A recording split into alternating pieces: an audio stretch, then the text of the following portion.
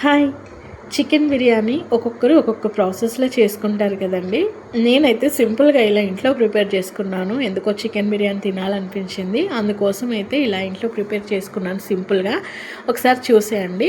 అందుకోసం అయితే చికెన్ ఇక్కడ బాగా వాష్ చేసుకున్న తర్వాత ఇందులో ఉప్పు, కారం, పసుపు, ధనియా పౌడర్, అల్లం వెల్లుల్లి పేస్ట్ వేసుకొని నెక్స్ట్ ఇక్కడ పుదీనా, పచ్చిమిర్చి, కొత్తిమీర వేసుకొని మిక్సీ పట్టుకున్న పేస్ట్ వేసుకున్నానండి.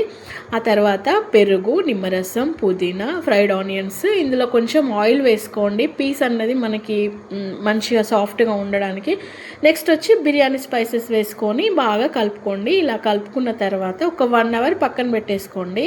1 అవర్ పక్కన పెట్టుకున్న తర్వాత మళ్ళీ అదే ప్యాన్ని స్టవ్ పైనకి పెట్టుకొని ఒక 50% నేను ఇక్కడ చికెన్ని కుక్ చేసుకున్నానండి. కుక్ చేసుకొని పక్కన పెట్టుకొని మనకి రైస్ కావాలి కాబట్టి రైస్ని కూడా ఇలా బిర్యానీ స్పైసెస్ అన్నీ వేసి పచ్చిమిర్చి, పుదీనా, కొత్తిమీర వేసి ఒక 70-80% ఉడికించుకున్న తర్వాత మనం ఉడికించుకున్న ఈ చికెన్లో రైస్ వేసేసుకొని దమ్ పెట్టుకున్నానండి. అంతే సింపుల్గా యమ్మీగా చికెన్ అయితే రెడీ అయిపోయిందండి.